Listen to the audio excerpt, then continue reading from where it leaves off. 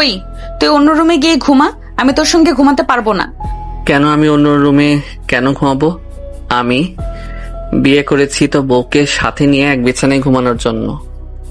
আমি তো আর আগলা রুমে ঘুমানোর জন্য বিয়ে করিনি। দেখ, তোর বকবক শোনার কোনো ইচ্ছে আমার নেই। তুই আমার সঙ্গে যেটা করেছিস সেটাই অনেক বেশি হয়ে গেছে। এখন আর দয়া করে আমাকে জ্বালাস না। তোমাকে আমি জ্বালাবো না এমনটা হতে পারে কি করে? তুমি আমার 10টা না 5টা না একটা মাত্র বউ।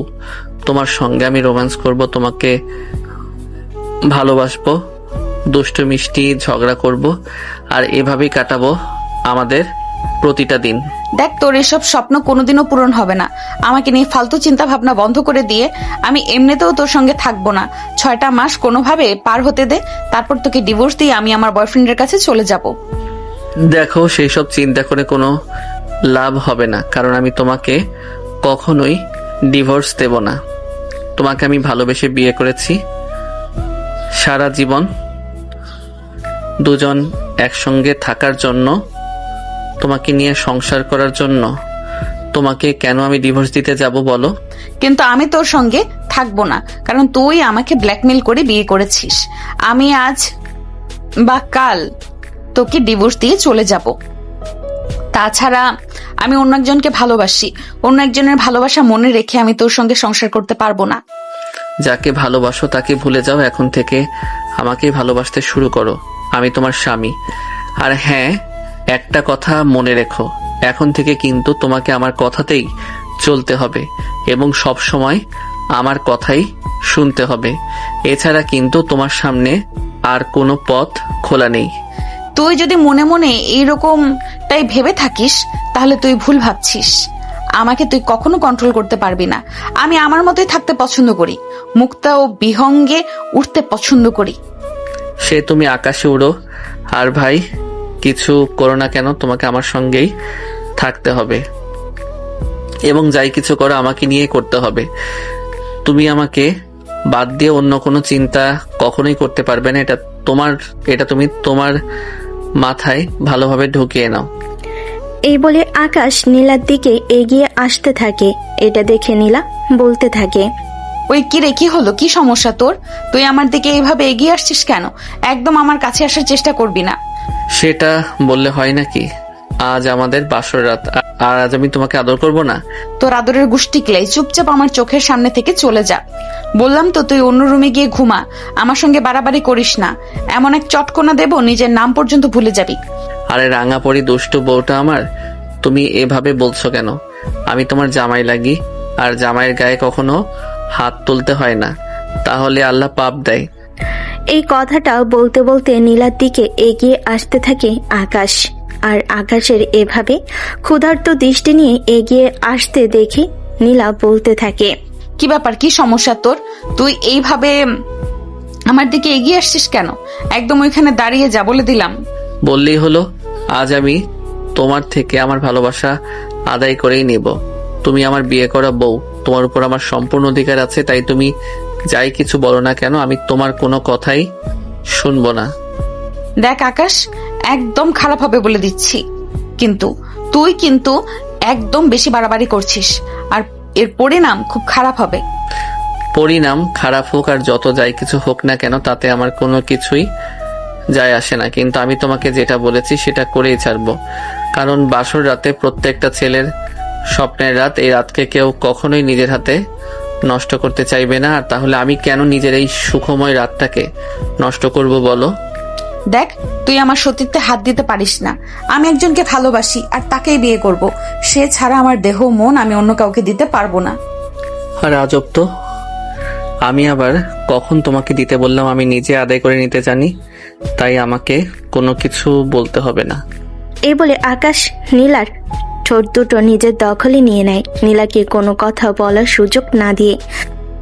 সে নীলার 2 ঠোঁটে ইচ্ছে মতো চুমু খেতে থাকে। আর এইদিকে নীলা তো গলা কাটা মুরগির মতো ছটফট করতে থাকে। সে আকাশের হাত থেকে নিজেকে ছাড়ানোর জন্য প্রাণপণ চেষ্টা করে, কিন্তু কোনোভাবেই সম্ভব হয়ে ওঠে না। এদিকে আকাশ দুটো ছেড়ে দিয়ে নীলার গলার নিচে দুই ঠোঁট ডুবিয়ে দেয় আর ইচ্ছে মতো চুমু আর কামড় দিতে থাকে। নীলা আকাশের এরকম পাগলের মতো কর্মকাণ্ড নিজেকে আর কোনোভাবেই ঠিক রাখতে পারছিল না। যদিও সে আকাশকে বারবার নিজের থেকে সরিয়ে দেওয়ার চেষ্টা করছিল, কিন্তু আকাশ বারবারই তার দিকে ফিরে আসছিল আর তার সারা শরীরে ভালোবাসার স্পর্শ দিতে লাগছিল। নীলার হাজারো চেষ্টা ব্যর্থ হয়ে গেল আকাশের শক্তির কাছে। অবশেষে এসব অত্যাচার সহ্য করতে না পেরে জ্ঞান হারায় নীলা। আর এদিকে আকাশের সেদিকে কোনো লক্ষ্য নেই, তার মতো তার কাজ চালিয়ে যাচ্ছে। নিজের মনস্কামনা পূর্ণ হওয়ার পর নীলাকে ছেড়ে দিয়ে বিছানায় শুয়ে ঘুমিয়ে পড়ে। এদিকে নীলা যখন জ্ঞান ফিরে আসে তখন প্রায় সকাল হয়ে এসেছে, বাইরের আলো ফুটে উঠেছে।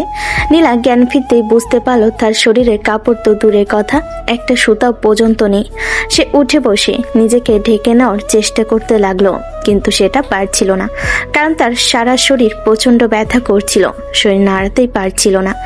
এদিকে আকাশ তখন অঘরে ঘুমাচ্ছে আর এদিকে তার কোনো খেয়াল নেই। তখনই নীলা আকাশকে ডাকতে থাকে, ওই আকাশ, আকাশ ঘুম থেকে ওঠ, আমার শরীরে কাপড় চোপড় কোথায় গেল?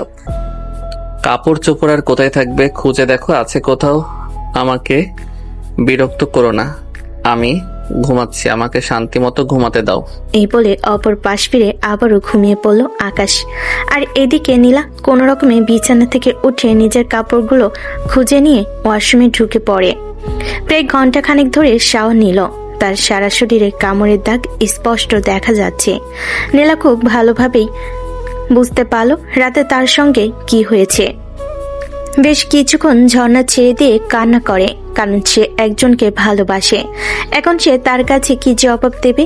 ঘন্টাখানেক শাওয়ার নেওয়ার পর ওয়াশরুম থেকে বেরিয়ে আসে নীলা। ড্রেসিং টেবিলের সামনে বসে চুল আঁচড়াচ্ছিল, তখন সে দেখতে পায় তার গলার নিচে বেশ কয়েকটা কামড়ের দাগ একদম স্পষ্ট হয়ে আছে, লাল টুকটুকে হয়ে।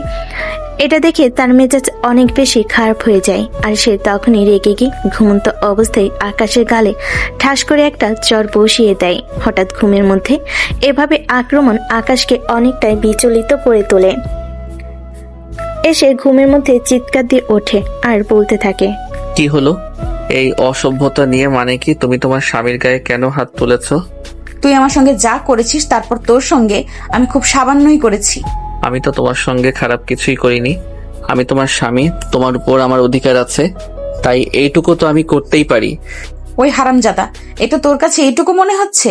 এই দেখ আমার গলার নিচে তুই কি করেছিস। এই বলেই নীলা গলার কাছে চুলগুলো সরিয়ে আকাশকে কামড়ের দাগগুলো দেখাতে লাগে। আকাশ তো তখন মুচকি মুচকি হাসতে থাকে। এটা দেখে তো নীলা আরো বেশি রেগে যায় আর বলতে থাকে, এই কি সমস্যা তোর? একে তো এত বড় একটা কাজ করেছিস, তার উপর আবার এইভাবে হাসছিস। আমি তোকে মেরে তক্তা বানিয়ে দিব। এতে লাভের লাভ কিছুই হবে না, বরঞ্চ তোমারই ক্ষতি হবে, অল্প বয়সে বিধবা হবে। হলে হব, তাতে আমার কিছু যায় আসে না, কিন্তু তোকে আমি শায়েস্তা করে দেব। তুই এখনো আমাকে চিনতে পারিসনি। কি ভেবেছিস চাপে পড়ে তোকে বিয়ে করেছি বলেই আমি সবকিছু মেনে নেব? কখনোই না। সে তুমি কি করবে আর করবে না সেটা তোমার ব্যক্তিগত ব্যাপার, কিন্তু তুমি নিজেই নিজের বিপদ ডেকে আনবে, এটা তোমাকে আমি বলে দিতে পারি। এই বলে একটা শয়তানি মার্কা হাসি দিয়ে বিছানা থেকে নেমে যাচ্ছিল আকাশ। তখনই নীলা বলতে থাকে, আমি তোর কথার আগাগোড়া কিছুই বুঝতে পারলাম না।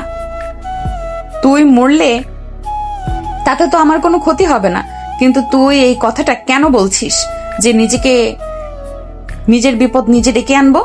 তখনই আকাশ ড্রেসিং টেবিলের উপর থেকে নিজের মোবাইলটা নিয়ে ছোট্ট একটা ভিডিও ক্লিপ নীলাকে দেখালো আর তারপর বলতে লাগলো, কাল রাতে তোমার সঙ্গে যা যা করেছি সবকিছুর ভিডিও ক্লিপ এটাতে রয়ে গেছে। যদি তুমি আমার সঙ্গে উল্টাপাল্টা কিছু করার চিন্তা করো তাহলে এই ভিডিও ভাইরাল করে দেব। কথাটা শোনা মাত্রই নীলার পায়ের নিচ থেকে মাটি একদম সরে গেল। সে ভাবতে পারছে না আকাশ এরকমটা কি করে করতে পারলো। আকাশ মানুষকে ব্ল্যাকমেল করতে পারে, এটা নীলা জানতো, কিন্তু এভাবে একটা মেয়ের সম্মান নিয়ে খেলা করবে এটা তো নীলা কখনোই ভাবিনি। নীলা একদম কান্না করে দিল আর তারপর আকাশকে বলতে লাগলো, দেখ তুই আমার সঙ্গে যা করেছিস তাই একদমই খারাপ কাজ করেছিস। এখন আর আমার সঙ্গে এমন কিছু করিস না। যা, আমার বেঁচে থাকার ইচ্ছেটাকেই গুছিয়ে দেবে।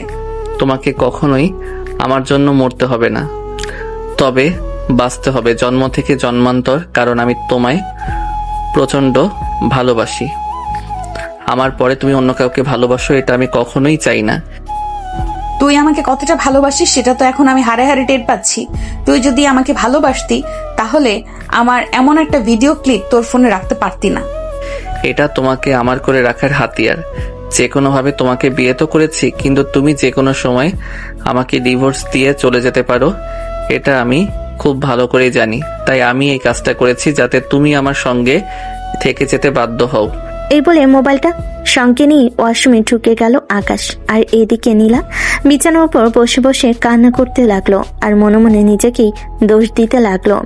কেন যে এত মানবতা দেখাতে গিয়ে এই ছেলেটাকে বিয়ে করেছিলাম, আমি তো সেটাই বুঝতে পারছি না। এখন মনে হচ্ছে নিজের পায়ে নিজেই কুড়াল মেরেছি। তখন চাইছে তাই হতো, এই ছেলে মরে গেলে মরে যেত, কিন্তু এখন তো মহা ঝামেলায় পড়ে যেতে হলো।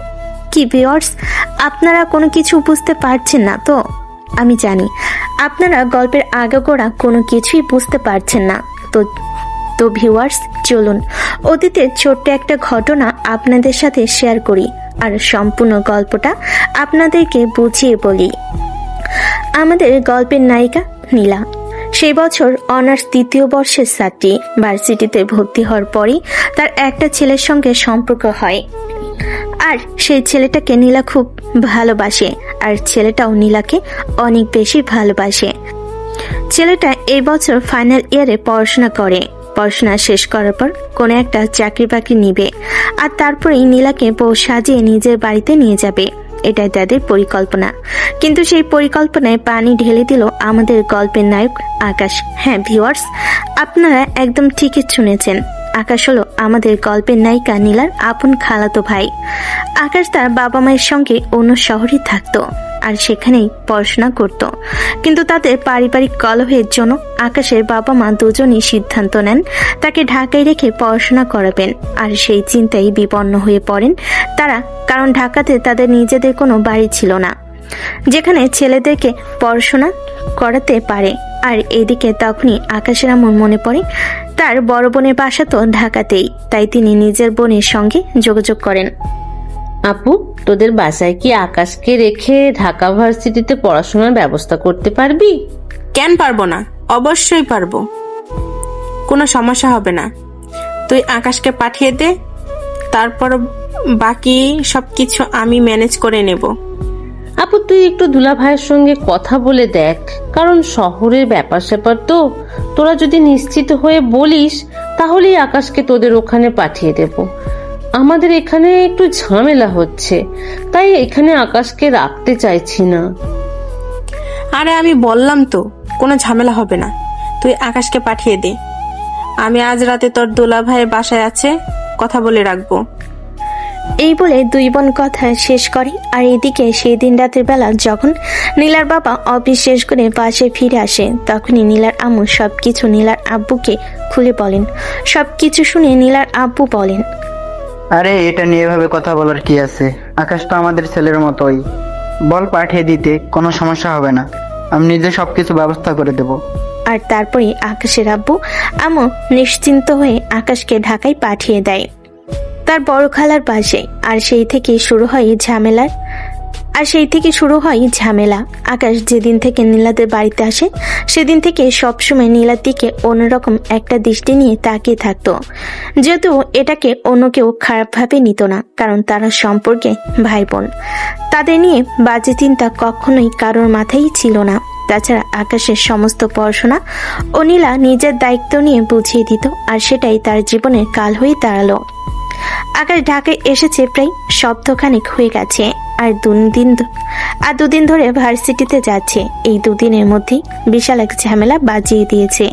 নীলা একটা ছেলেকে পছন্দ করে এবং তারা একে অপরকে প্রচন্ড পরিমাণ ভালোবাসে।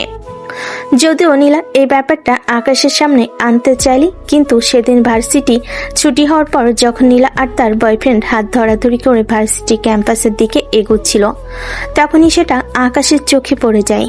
আর আকাশ মুহূর্তের মধ্যে সেখানে উপস্থিত হয়ে বলতে থাকে, কি হচ্ছে এসব আপু?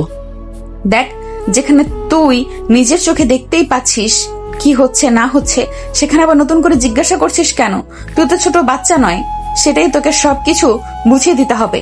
আপু, এটা কিন্তু একদম ঠিক হচ্ছে না। আমি খালামণি আর খালুর কাছে সবকিছু বলে দেব। দেখ ভাই, ভুলেও এরকম কিছু করিস না, কারণ তুই আমার আব্বু আম্মুর সম্পর্কে খুব ভালো করেই জানিস। তারা যদি জানতে পারে আমি কোনোভাবে একটা ছেলের সঙ্গে রিলেশনে আছি, তাহলে তারা অনেক বেশি কষ্ট পাবে। তাই তোকে রিকোয়েস্ট করছি, প্লিজ আব্বু, আমাকে এই ব্যাপারে কোনো কিছু বলিস না। ঠিক আছে, আমি খালামণি আর খালুকে এ ব্যাপারে কোনো কিছু বলবো না, তবে তার জন্য আমার একটা শর্ত আছে। তোর টাকা চাই, ঠিক আছে, কোনো সমস্যা নেই, আমি তোকে টাকা দিয়ে যাব। টাকা কেন চাইবো? আমার তো অন্য কিছু চাই, তবে সেটা এখন বলবো না, অন্য সময় বলবো। তখনই পাশ থেকে নীলার বয়ফ্রেন্ড শুভ বলতে থাকে,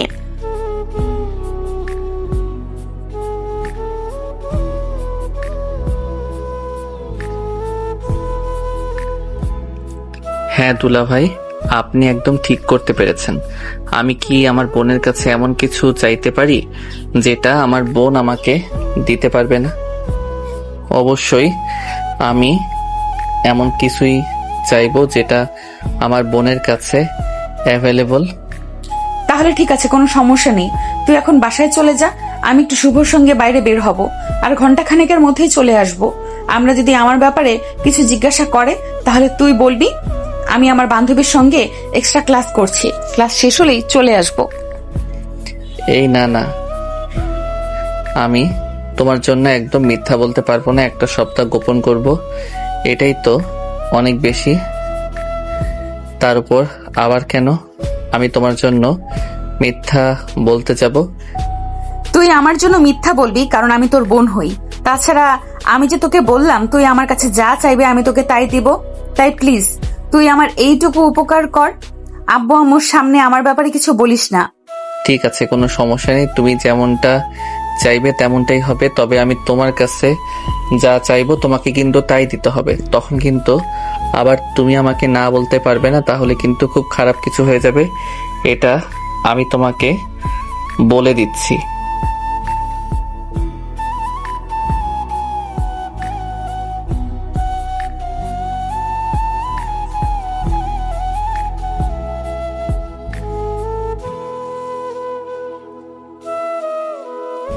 হ্যাঁ রে ভাই, সুপার, একদম ঠিক কথাই বলেছে। তুই প্লিজ আব্বু আম্মুর কাছে এ ব্যাপারে কিছুই বলিস না। তুই আমার কাছে যা চাইবি তাই পাবি। ঠিক আছে, তাহলে যেতে পারো। এই বলে আকাশ নীলাকে সেখান থেকে যেতে দিল, আর সে তার বন্ধুদের সঙ্গে আড্ডা দিতে দিতে বাসায় চলে আসলো। বাসায় এসে কলিং বেল চাপ দিতে নীলার আম্মু এসে বাসার দরজা খুলে দেয়। আকাশকে একা একা বাড়ির ভিতর প্রবেশ করতে দেখে নীলার আম্মু আকাশকে জিজ্ঞাসা করে, কি ব্যাপার আকাশ, তুই একা কেন? নীলা কোথায়? খালামণি আপুর এখনো ছুটি হয়নি, সামনেই তো তাদের এক্সাম আছে, তাই তাদের এক্সট্রা ক্লাস চলছে। ক্লাস শেষ হলে চলে আসবে, বেশি সময় লাগবে না। তাহলে তুইও একটু ওয়েট করতি, তোর আপুর ক্লাস শেষ হলে তাকে সঙ্গে নিয়েই চলে আসবি। না মানে আসলে খালামণি আমার মাথাটা একটু ব্যথা করছে, তাই আমি আগে ভাগেই চলে আসলাম।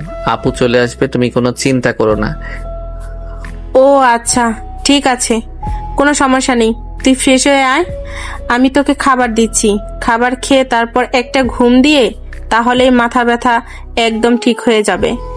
তারপর আকাশ আর কোনো কথা না বলে সেখান থেকে সোজা নিজের রুমে চলে গেল। কিছুক্ষণের মধ্যে ফ্রেশ হয়ে খাবার খেয়ে ঘুমিয়ে পড়ল। এদিকে নীলা তার বয়ফ্রেন্ডের সঙ্গে রেস্টুরেন্টে বসেছে, দুজনে দুজনার হাতে হাত রেখে গল্প করছে। তখনই সেখানে নীলার একজন বান্ধবী চলে আসে। কি রে, কি ব্যাপার দোস্ত? তলে তলে এই সব কিছু চলছে, আমাদের তো কোনো কিছু জানালিও না। তোদেরকে জানানোর মতো সময়টা এখনো হয়ে ওঠেনি, তাহলে জানাবো কেন? যখন সময় হবে তখন অবশ্যই জানাবো। বাই দ্য ওয়ে, তুই এখানে কি করিস? তুই এখানে যেটা করতে এসেছিস আমিও নিশ্চয়ই সেটাই করতে এসেছি, কারণ এসব রেস্টুরেন্টে গার্লফ্রেন্ড বয়ফ্রেন্ড ছাড়া তো অন্য কেউ আসে না, এটা তো তুই খুব ভালো করেই জানিস। সেটা সময় হলে দেখতে পাবেন। আপনারা কথা বলুন, আমি অন্য কোথাও বসি। আমি আবার আপনাদের মধ্যে কাবাবের হাড্ডি হতে চাই না। এই বলে রূপা অন্য পাশের একটা টেবিলে গিয়ে বসলো আর অপেক্ষা করতে লাগলো তার বয়ফ্রেন্ডের জন্য। নীলা আর শুভ দুজনেই কফি খেতে সেখানে এসেছিল। কফি খাওয়া শেষ হলে রেস্টুরেন্ট টেবিল মিটিয়ে দুজনেই এখান থেকে বেরিয়ে পড়লো। তখনই নীলা বলতে লাগলো, জানি না আজ বাসায় যাওয়ার পর কি হবে, কারণ আমার খালাতো ভাই এটা যে ফাজিলের হাড্ডি না জানি কি জিনিস আবদার করে বসে।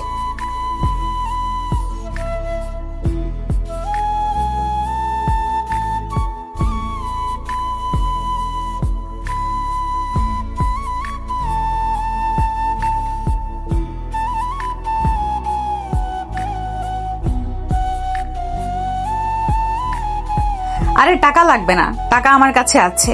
আব্বু আমাকে হাত খরচের যে টাকা দিয়েছিল পুরোটাই রয়ে গেছে, এটা তুমি তোমার কাছেই রেখে দাও।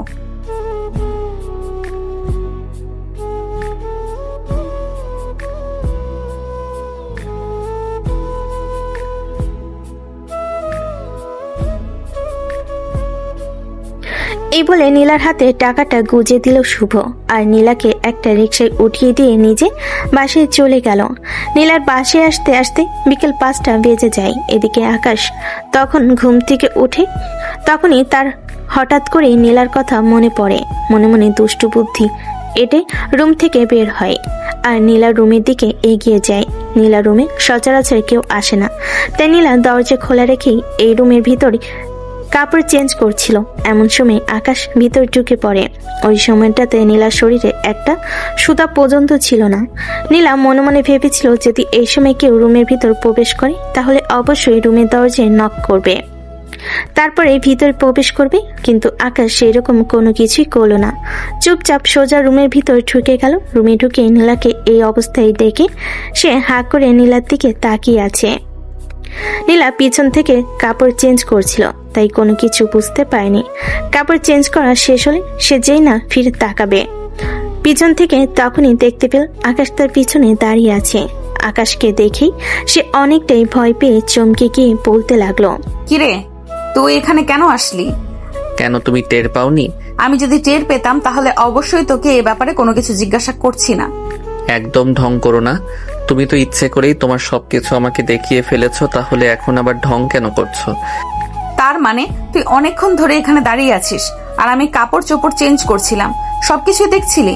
এখানে কিন্তু আমার কোনো দোষ নেই, তুমি আমাকে ইচ্ছাকৃত দেখাচ্ছিলে, তাই তো আমি দেখছিলাম। তুমি যদি আমাকে দেখাতে না চাইলে তাহলে অবশ্যই রুমের দরজা লক করে রাখতে, নয় তো ওয়াশরুমে গিয়ে কাপড় চেঞ্জ করতে। নীলা মাথায় হাত দিয়ে বসে পড়ে। তার ছোট ভাই নিজের সবকিছু দেখে ফেলেছে, এটা নীলা ভাবতে পারছে না। নীলা তখন আকাশকে বলতে থাকে, এই বাড়িতে আমার রুমে কখনোই কেউ এভাবে নক না করে ঢুকে পড়ে না। যদি কারোর প্রয়োজন পড়ে আমার রুমে প্রবেশ করার, তাহলে অবশ্যই তারা আমার অনুমতি নেয়। কিন্তু তুই কোনো কিছু বলা ছাড়াই আমার রুমের ভেতর চলে আসলি কেন? ওই যে বলেছিলাম, তখন তোমার কাছে যা চাইবো না করতে পারবে না, সেটাই আমাকে দিতে হবে। হ্যাঁ সেটা ঠিক আছে, কিন্তু তাই বলে তুই এইভাবে হুট করে আমার রুমের ভেতর ঢুকে পড়বি? এটা তো কোনো ভদ্রতার মধ্যে পড়ে না। দেখো, আমায় ভদ্রতা শেখাতে এসো না, আমি তোমায় ছোট্ট একটা কথা বলতে এসেছি। মানে কি এসবের? একে তো অসভ্যতা করেছিস, এখন আবার এত বড় বড় কথা বলছিস? বলছি তো, কারণ তার পারমিশন তুমি আমাকে দিয়েছো।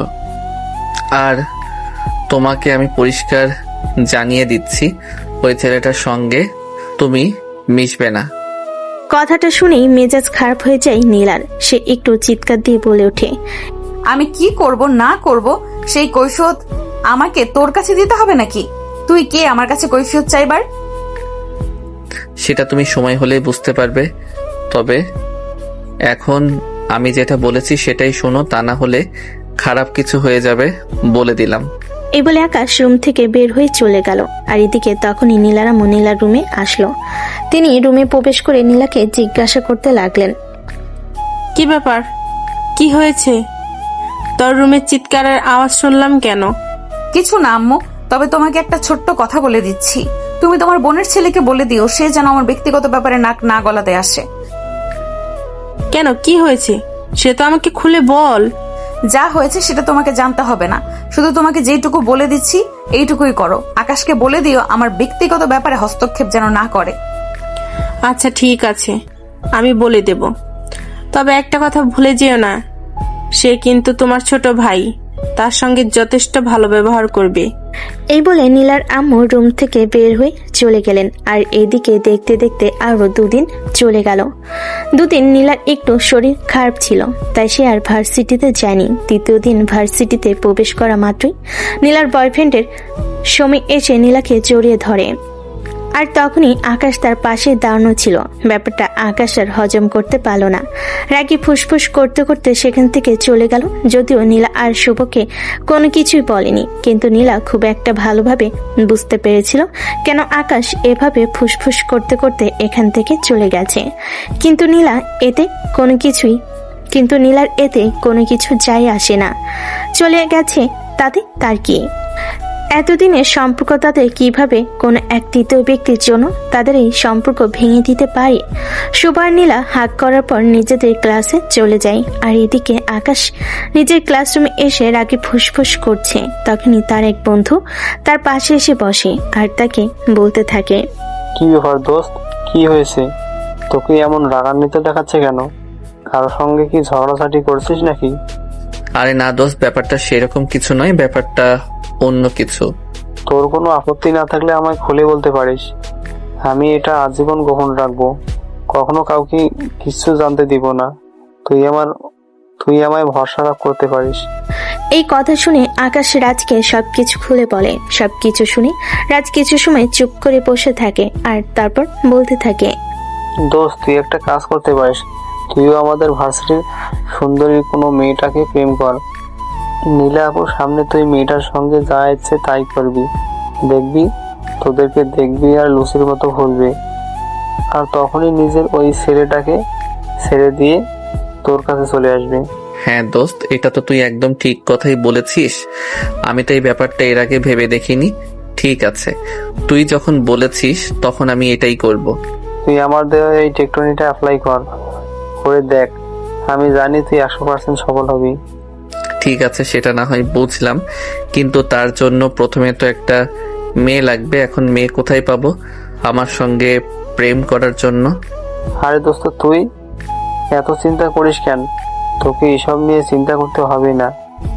তুই আমাকে শুধু 2টা দিন সময় দে, এর মধ্যে আমি তোর গার্লফ্রেন্ড জুটিয়ে দিচ্ছি। তবে হ্যাঁ, আমার কিন্তু একটা কথা আছে।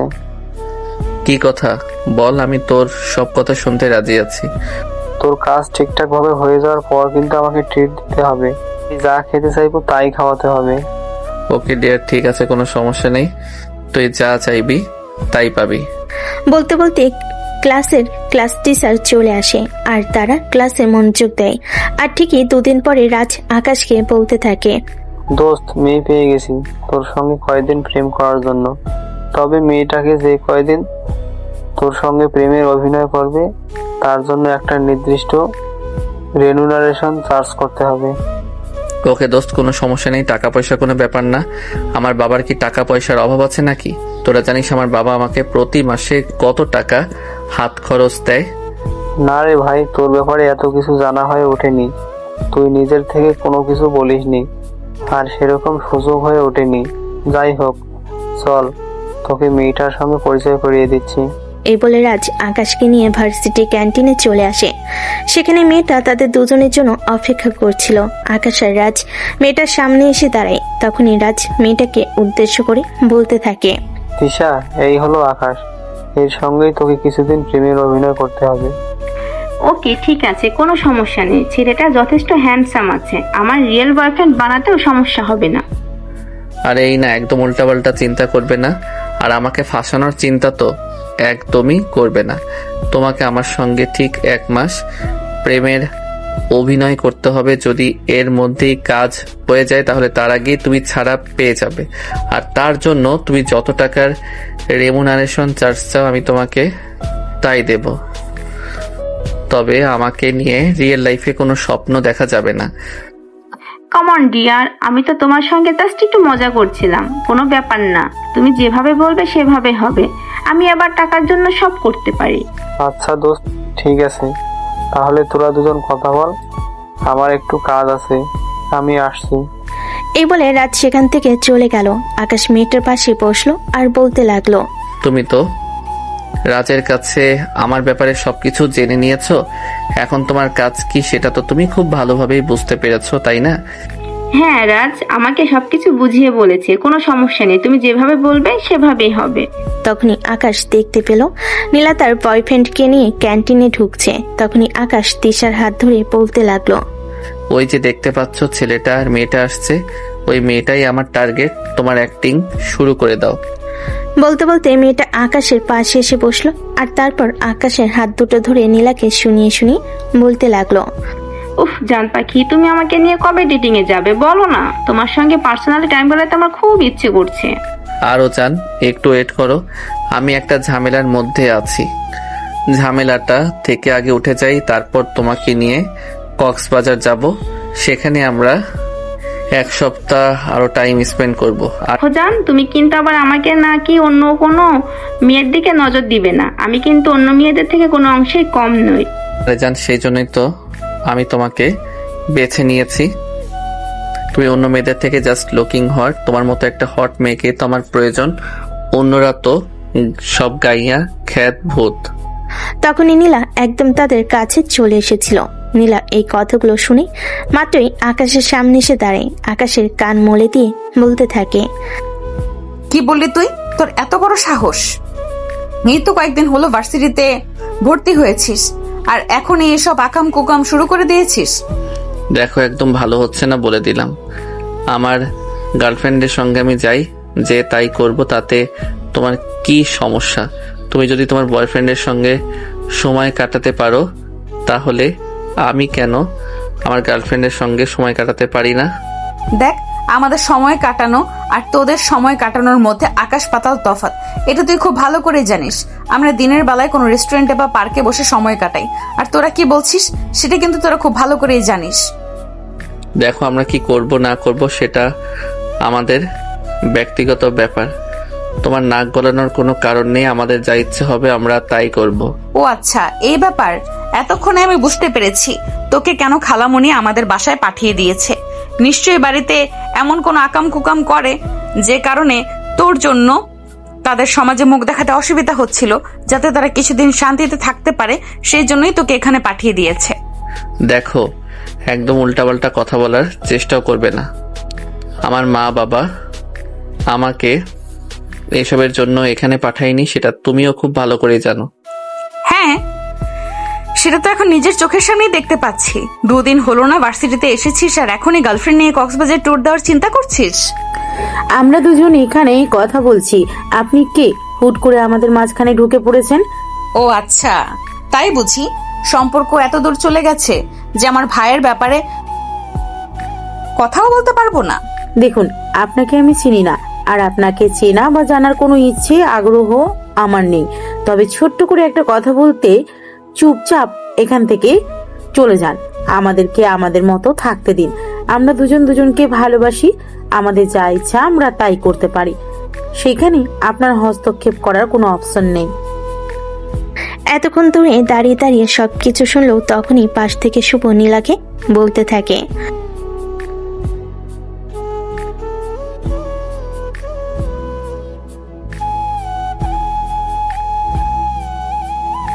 তুমি ওদের পক্ষ নিয়ে কথা বলছো? ওরা কি বলছে তুমি শুনতে পেয়েছো?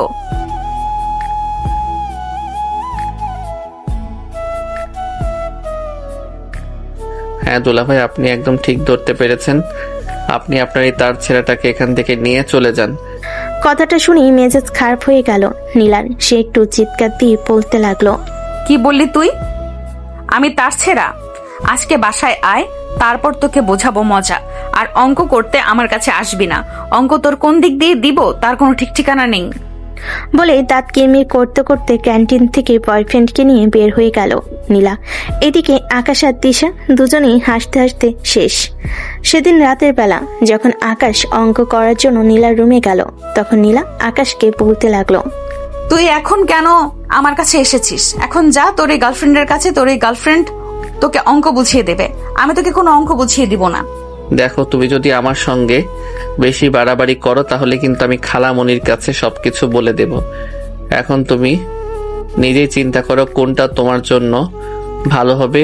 আমি খালামণির কাছে সবকিছু বলে দেব, নাকি তুমি আমাকে অঙ্কটা করিয়ে দেবে? তুই কি আমাকে ভাগে পেয়েছিস নাকি? তুমি যেটা মনে করো সেটাই। আমি তোমাকে এই ব্যাপারে কোনো কিছুই বলবো না। প্রেম তো আর আমি একা একা করেছি না, প্রেম তো তুইও করেছিস, তাহলে আমাকে কেন এভাবে বলছিস? দেখো, আমি ছেলে মানুষ, তাছাড়া আমার ফ্যামিলি আমাকে যথেষ্ট স্বাধীনতা দিয়ে বড় করেছে। আমাকে কিন্তু কেউ কিছুই বলবে না। আর তোমার ব্যাপারে যদি জানতে পারি তাহলে তোমাকে পড়াশোনা তো অনেক দূরের কথা, বাসা থেকে বের হওয়াই বন্ধ করে দেবে। তোমার বাবার মেজাজ সম্পর্কে তোমার ভালোই আইডিয়া আছে আশা করি। হ্যাঁ, সেই জন্যই তো তুই আমাকে এইভাবে ভাগে পেয়েছিস। এখন যদি আব্বু আম্মু এই ব্যাপারে কোনো কিছু জানতে পারে তাহলে আমার পড়াশোনা বন্ধ করে দিবে, বাসা থেকে বের হওয়া বন্ধ করে দিবে। যখন বুঝতেই পেরেছো তখন আর আমার সঙ্গে লাগতে কেন এসেছো? চুপচাপ অঙ্কটা বুঝিয়ে দাও। নীলা আর তখন কোনো কথা বলার সাহস পেল না। চুপচাপ আকাশকে অঙ্কটা বুঝিয়ে দিতে লাগলো। আর এভাবেই কাটতে লাগলো দিন। হঠাৎ একদিন সন্ধ্যার দিকে আকাশ নীলার রুমে এসেছে অঙ্ক করতে। নীলা তখন ঘুমাচ্ছিল, তার শরীরটা ভালো লাগছিল না। ফ্যানের বাতাসে নীলার শরীরের উপর থেকে ওনাটা উড়ে একটু সাইডে পড়েছিল। আকাশ তখনই দেখতে পেল ঘুমের মধ্যে নীলার বুক নিঃশ্বাসের তালে তালে ওঠানামা করছে। এটা দেখে বেশ কিছুক্ষণ নীলার দিকে হাঁ করে তাকিয়ে রইল আকাশ। তার ইচ্ছে করছিল নীলার কাছে গিয়ে একটু ভালোবাসার স্পর্শ দিতে, কিন্তু সে আর সেটা করতে পারল না। যদি নীলা ঘুম থেকে জেগে ওঠে কিংবা যদি কেউ এই রুমে চলে আসে তাহলে কি হবে? প্রায় আধা ঘন্টা ধরে সেখানে দাঁড়িয়ে থেকে এভাবে নীলার বুকের ওঠানামা লক্ষ্য করছিল। হঠাৎ করে নীলার ঘুমটা ভেঙে যায়। নীলা ঘুম থেকে উঠেই আকাশকে এভাবে তার দিকে তাকিয়ে থাকতে দেখে বলতে থাকে, কিরে, তুই কখন আসলি আমার রুমে? আর এইভাবে আমার দিকে তাকিয়েছিস কেন? আমি তো অনেকক্ষণ হলো এখানে এসেছি, দেখলাম তুমি ঘুমাচ্ছ, তাই তোমার দিকে এভাবে তাকিয়েছিলাম। জানো আপু, তোমার বুকের ওই দুটো যখন তোমার নিঃশ্বাসের তালে তালে ওঠানামা করছিল, আমার হৃদয়ে তখন রক্তক্ষরণ হচ্ছিল। ইচ্ছে করছিল ওই দুটিতেই খুব ইচ্ছে মতো আদর করে দেই। কথাটা শোনা মাত্রই নীলা প্রচন্ড পরিমাণে ক্ষেপে গেল। বিছানা থেকে উঠে এসে ঠাস করে আকাশের গালে একটা চর মেরে দিয়ে বলতে লাগলো, অসভ্য ইতর, নিজের বোনকে এইসব কথা বলতে তোর একটুও লজ্জা করে না? আরে তুমি আমাকে মারলে কেন? আমি তো শুধু তোমাকে এইটুকুই বলেছি যে সুন্দর লাগছিল, আদর করতে ইচ্ছে করছিল, আদর তো আর করিনি, তাহলে রেগে যাওয়ার কি আছে? তুই আসলেই একটা বেয়াদব, তোর সঙ্গে কথা বলাই অনর্থক। কেন যে তোর সঙ্গে আমি কথা বলতে চাই সেটাই মাঝে মধ্যে ভেবে পাই না। তুই চুপচাপ আমার চোখের সামনে থেকে চলে যা, আমার মেজাজ খারাপ করিস না। আরে আপু, তুমি রাগ করছো কেন? জানো আমার গার্লফ্রেন্ডের দুটো না, একদম ছোট ছোট, আমি তো ধরতেই পারি না। আকাশের এমন কথা শুনে নীলা আর নিজেকে কোনোভাবেই কন্ট্রোল করতে পারছিল না। সে চিৎকার দিয়ে চেঁচিয়ে উঠে বলতে লাগলো, ছি ছি, তোর চরিত্র এতটা খারাপ এটা আমার জানা ছিল না। তুই এক্ষুনি আমার রুম থেকে বের হয়ে চলে যা বলছি, তা না হলে আমার চাইতে খারাপ কেউ হবে না। যদি মন চাই তাহলে বয়ফ্রেন্ডের সঙ্গে যেগুলো করার ইচ্ছা সেগুলো আমার সাথে করতে পারো, আমি কিছুই মাইন্ড করব না। তুই জাস্ট 2 সেকেন্ডের মধ্যে আমার রুম থেকে বের হয়ে যাবি। নীলার আব্বু তখন ওই রুমে পাশ দিয়ে যাচ্ছিল। নীলাকে এভাবে চিৎকার দিয়ে আকাশের সঙ্গে কথা বলতে দেখে তিনি রুমের ভিতর প্রবেশ করেন আর নীলাকে বলতে থাকেন, কি হয়েছে মামুনি? তুমি এভাবে আকাশের সঙ্গে চিৎকার চেঁচামেচি কেন করছো? ও যদি কোনো ভুল করে থাকে তাহলে তুমি সেটা তাকে বুঝিয়ে বলতে পারো। এভাবে চিৎকার করার কি আছে? আব্বু, তুমি জানো না ওর ব্যাপারে ও কতটা বদমাইশ। দেখো, আকাশের সম্পর্কে আমি খুব ভালো করে জানি। আমাকে তোমার কোনো কিছু শেখাতে হবে না। ও তোমার ছোট ভাই, কখনো ভুল করলে তুমি তাকে সেটা বুঝিয়ে দিতে পারো। তার জন্য তোমাকে এভাবে চেঁচামেচি করতে হয় না। আব্বু, ও ভুল করলে অবশ্যই আমি তাকে সেটা বুঝিয়ে দিতাম, কিন্তু সে যেটা করেছে এটা অন্যায়। আমি কোনো অন্যায়কে প্রশ্রয় দিতে পারি না। দেখো, যা হওয়ার তা হয়ে গেছে, এ ব্যাপারে কথা বলে তো কোনো লাভ নেই। কিন্তু এখন তোমাকে যেটা বলতে চাই সেটা হলো, তুমি এভাবে আকাশের সঙ্গে আর কখনোই চিৎকার চেঁচামেচি করে কথা বলবে না। সে তোমার ছোট ভাই। হ্যাঁ আঙ্কেল, আপনি একদম ঠিক কথাই বলেছেন। আমি তো আপুকে সেই কখন থেকে এটাই বলছিলাম, আপু আমি যেটা বুঝতে না পারি সেটা বুঝিয়ে দেওয়া তোমার দায়িত্ব, কিন্তু আপু তোমার কোনো কথাই শুনছিল না। ঠিক আছে, কোনো সমস্যা নেই। তুমি এসব ব্যাপারে চিন্তা করো না। আমি নীলাকে বুঝিয়ে বলছি, নীলার কখনোই তোমার সঙ্গে এরকম আচরণ করবে না। আমাকে তোমার বোঝাতে হবে না, তুমি আকাশকে বুঝিয়ে দাও সে যেন নিজেকে শুধরে নেয়, তা না হলে কিন্তু আমার চেয়ে খারাপ কেউ হবে না, এটা আমি তোমাদেরকে বলে দিচ্ছি। নীলা তোমার কাছ থেকে এটা অন্তত আশা করিনি। তোমাকে আমরা এই শিক্ষা দিয়ে মানুষ করিনি। সে তোমার ছোট ভাই, ভুল করতেই পারে। শেষবারের মতো তোমায় বলে দিচ্ছি, তুমি যদি আকাশের সঙ্গে আর কখনোই খারাপ আচরণ করছো তাহলে কিন্তু আমার থেকে খারাপ কেউ হবে না। এই বলে নীলার আব্বু রুম থেকে বের হয়ে চলে গেল। আর এদিকে তখনই আকাশ শয়তানি মার্কা একটা হাসি দিয়ে নীলাকে উদ্দেশ্য করে বলতে লাগলো, দেখলে তো আমার সঙ্গে লাগতেছো না, এর পরিণাম তোমার জন্যই খারাপ হবে। তুই আমার সঙ্গে সুযোগ বুঝে সুযোগের সদ্ব্যবহার করছিস, তাই না? ধরে নাও এটাই কারণ। আমি যাকে যেটা বলি সে যদি আমার কথা না শুনে তাহলে তাকে দিয়ে কিভাবে কথা শোনাতে হয় সেই পদ্ধতি আমার খুব ভালো করে জানা আছে। এটা কিন্তু একটু বেশি হয়ে যাচ্ছে, ভেবে দেখ, এটা করা কিন্তু একদম ঠিক হচ্ছে না। কোনটা ঠিক আর কোনটা বলছে এই সব কিছু চিন্তা করার সময় আমার কাছে নেই। যেটা আমার কাছে ঠিক মনে হয় সেটাই আমার কাছে বেস্ট। তারপর পৃথিবীর বাকি সবকিছু নাও, এখন অঙ্কগুলো বুঝিয়ে দাও। এই বলে আকাশ নীলার বিছানার উপর বসে পড়ে। নীলা বাধ্য হয়ে ফ্রেশ হয়ে এসে আকাশকে অঙ্ক করাতে শুরু করে, কারণ আকাশ যদি আবারও নীলার বাবার কাছে কোনো কথা বলে তাহলে সেটা নীলার জন্য খারাপ হবে। এভাবেই চলে যায় আরো এক সপ্তাহ। ভার্সিটির সেই আকাশ নীলার সামনে তার প্রেমিকার সঙ্গে যা ইচ্ছে তাই করে। আর এদিকে বাসে এসেও নীলার সামনে তার প্রেমিকার সঙ্গে ফোনে কথা বলে। সেদিন রাতের বেলা নীলা আকাশকে অঙ্ক বোঝাচ্ছিল, তখনই আকাশের পাতানো গার্লফ্রেন্ড তিশা আকাশকে কল করে। আকাশ আগে থেকে টাইমটা বলে রেখেছিল তাকে কল করার জন্য। দুইবার রিং হতেই আকাশ ফোনটা রিসিভ করে আর নীলার সামনে ফোনটা লাউড স্পিকার দিয়ে কথা বলতে থাকে। হাই সুইটার্ট, কি করছো? কি করবো আবার, বেবিটাকে খুব মিস করছিলাম। তুমি কি করছো বেবি? কি আর করব, একটা পেতনির কাছে অঙ্ক করতে এসেছিলাম। উফ জান পাখি, তোমাকে না বলেছি তুমি ওই মেয়েটার কাছে যাবে না। ওই মেয়েটাকে দেখতে আমার একটু ভালো লাগে না, তুমি অন্য কোনো টিউটর খুঁজে নাও। একটা পেতনির কাছে অঙ্ক বুঝতে এসেছিলাম। ওহ বেবি, তুমি জেলাস হইও না তো, আমি তোমাকে রেখে কোনো পেতনির দিকে নজর দিব না। আমি তোমাকে প্রচন্ড ভালোবাসি। তাছাড়া আমি কি কখনো তোমাকে নাকি অন্য কারো কাছে যেতে পারি? তোমার বডি ফিগার, তোমার সৌন্দর্য, তোমার অঙ্গ প্রত্যঙ্গ সবকিছুই আমাকে তোমার প্রতি আকর্ষিত করে। তোমার মতো স্মার্ট আর সেক্সি একটা মেয়েকে দেখে এরকম আনস্মার্ট একটা মেয়ের কাছে আমি আসতে যাব, এটা তুমি ভাবলে কি করে? নীলা আর সহ্য করতে পারছিল না। সে উঠে দাঁড়িয়ে দাঁত কিরমির করতে করতে বলতে লাগলো, অসভ্য, তুই যদি তোর গার্লফ্রেন্ডের সঙ্গে কথা বলার ইচ্ছে থাকে তাহলে আমার রুম থেকে বাইরে গিয়ে কথা বল। আমি কেন বাইরে যাব? তোমার যদি আমার গার্লফ্রেন্ডের সঙ্গে কথা বলা দেখতে ভালো না লাগে তাহলে তুমি নিজে এখান থেকে বের হয়ে বাইরে চলে যেতে পারো, তাতে আমি কিছুই মনে করব না। বরঞ্চ এটা আমার জন্য ভালোই হবে। আমি আমার গার্লফ্রেন্ডের সঙ্গে কথা বলা শেষ করে তোমাকে ডেকে নেব। দেখ, এখন কিন্তু একদম বেশি হয়ে যাচ্ছে। তখনই অপর প্রান্ত থেকে তিশা নীলাকে শুনিয়ে বলতে থাকে, দেখুন, আপনি আমাদের দুজনের মাঝখানে এভাবে কথা বলতে পারেন না। আমরা গার্লফ্রেন্ড বয়ফ্রেন্ড, যেভাবে ইচ্ছে সেভাবে কথা বলবো। এটা যদি আপনার সমস্যা হয় তাহলে আপনি নিজের কান বন্ধ করে রাখতে পারেন। আমাদের কথা কেন আপনাকে শুনতে হবে বলেন শুনি? তুমি মেয়ে মানুষ নাকি অন্য কিছু আমি সেটাই বুঝতে পারি না। একটা মেয়ে হয়ে একটা ছেলের সঙ্গে এভাবে নোংরা কথা বলতে তোমার লজ্জা করে না? লজ্জা কেন করবে? আমি কি অন্য কারোর সঙ্গে নোংরা কথা বলছি নাকি? আমি তো আমার বয়ফ্রেন্ডের সঙ্গে রোমান্টিক কথা বলছি। এটা আপনার যদি কোনো সমস্যা হয় তাহলে আপনি এখান থেকে চলে যেতে পারেন, নয়তো নিজের কান বন্ধ করে রাখেন। ডিসগাস্টিং। এই বলে বাধ্য হয়ে নীলা রুম থেকে বের হয়ে বেলকনিতে চলে গেল। এখন যদি রুম থেকে বাইরে বের হয় তাহলে তার মা তাকে দেখবে আর তাকে কোনো প্রশ্ন করতে পারে, তাই সে যেন প্রশ্নের সম্মুখীন না হয় সেই চিন্তা করে বেলকনিতে এসে পড়ে। এদিকে আকাশ আর তিশা তো প্ল্যান করে রেখেছে যেভাবেই হোক নীলাকে জ্বালাতন করতে হবে।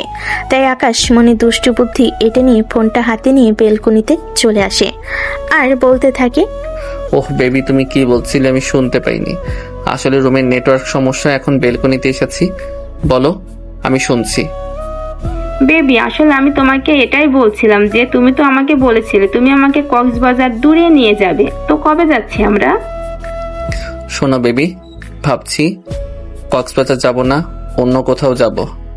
না, আমরা কক্সবাজারে যাব, সেখানে আমাদের নিজেদের রিসোর্ট আছে, সেখানে তোমাকে নিয়ে থাকবো। কি বলো? তাহলে তো আর কোনো ঝামেলাই রইলো না। যদি তোমাদের কোনো রিসোর্ট থাকে তাহলে আমরা সেখানেই উঠবো। হ্যাঁ বেবি, তুমি একদম ঠিক কথাই বলেছো। ওখানে আমাদের সব রকম প্রোটেকশন এর ব্যবস্থা থাকবে। যেহেতু রিসোর্টের মালিক আমার বাবা নিজেই, তাই সেখানে কেউ চাইলেও আমাদের কোনো ক্ষতি করতে পারবে না। আমরা আমাদের ইচ্ছা মতো সময় কাটাতে পারবো। আচ্ছা বেবি, ঠিক আছে, কোনো সমস্যা নেই। তবে তোমাকে যেটা বলেছিলাম সেটা মনে থাকে যেন। তুমি কিন্তু ওই ইউরোপিয়ান মেয়েদের মতো ছোট ছোট ড্রেস পরবে তখন। অমন বেবি, এটা আবার বলতে হয় নাকি? শোনো, আমি না অন্য সব মেয়েদের মতো গাইয়া নই।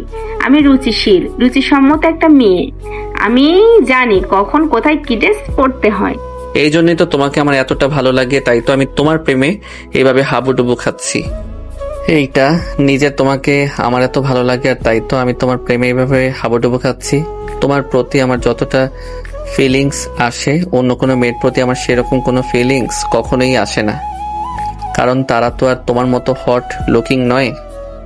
এরপর আর অনেক রোমান্টিক কথা বলতে থাকে তিশার আকাশ। নীলা এসব কিছু সহ্য করতে না পেরে অবশেষে বেলকনি থেকেও রুমের ভিতর চলে যায়। আর এটা দেখে আকাশ হাসতে হাসতে ফোনটা কেটে দেয় আর রুমের ভিতর চলে আসে।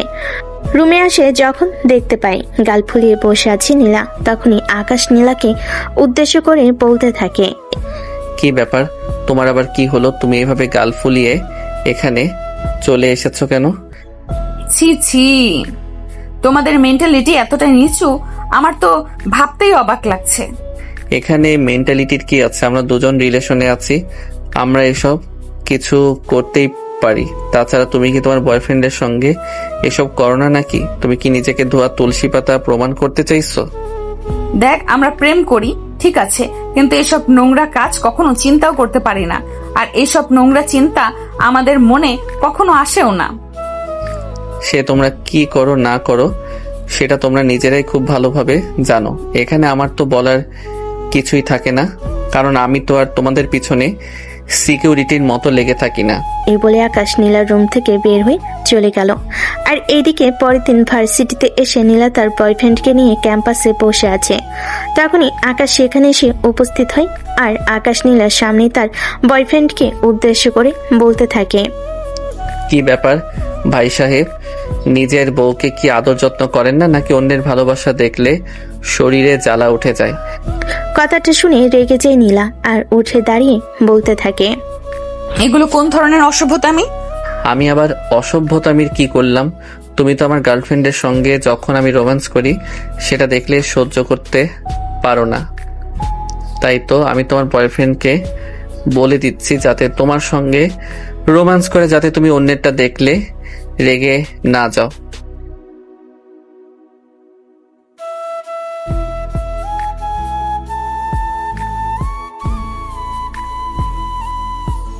দেখেন ভাই দেখেন, এত সাধু সাজার কিছু নেই। ছেলেদেরকে আমি খুব ভালো করে চিনি, তাই আপনাকে বলে দিচ্ছি সুযোগটাকে কাজে লাগান। নিজের হবু বউকে সময় দিন, যাতে অন্যের ভালোবাসা দেখলে তার গায়ে জ্বালা না ধরে যায়। সে আপনাদের ব্যাপার, আপনারা বুঝুন আর যাই করুন, তবে আপনার গার্লফ্রেন্ড যেন আর কখনোই আমার ব্যক্তিগত ব্যাপারে হস্তক্ষেপ করতে না আসে। আর আমি যখন আমার গার্লফ্রেন্ডের সঙ্গে কথা বলি, রোম্যান্স করি, তখন যেন আমাদের মধ্যে বাধা হয়ে না দাঁড়ায়। এই বলে আকাশ সেখান থেকে চলে যায়। আর এইদিকে নীলা রাগে ফুসফুস করতে থাকে। শুভ তখনই তাকে বলতে লাগলো,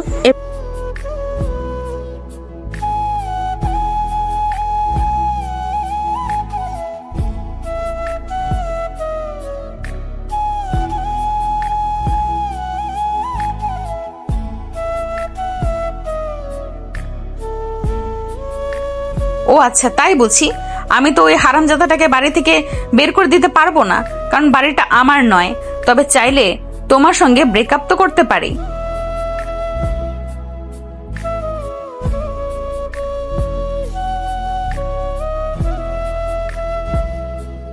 হ্যাঁ, তুমি একদম ঠিক কথাই শুনেছো। আমি এটাই করব, কারণ তুমি এটারই যোগ্য। যেখানে তুমি আমাকে বুঝবে না আমি কি চাই, আমি কিভাবে চলতে চাই সেটা তুমি বুঝবে না, সেখানে তোমার সাথে আর ভালো কিছু তো করা আর করতে পারবো না।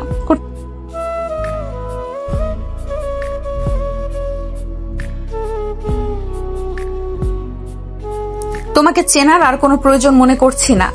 আজ থেকে তুমি আমার সঙ্গে যোগাযোগ করার কোনো চেষ্টা করবে না। তোমার আর আমার সম্পর্ক এখানেই শেষ। ভালো থেকো, আল্লাহ হাফেজ।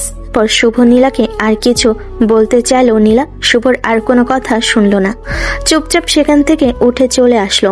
আর এদিকে দূরে দাঁড়িয়ে এই সমস্ত ঘটনা পর্যবেক্ষণ করছিল আকাশ, আর মনে মনে এমন কিছু একটা অপেক্ষা করছিল যেটা নীলাকে শুভর কাছ থেকে ফিরিয়ে নিয়ে আসবে এবং তার জন্য প্লাস পয়েন্ট হয়ে দাঁড়াবে।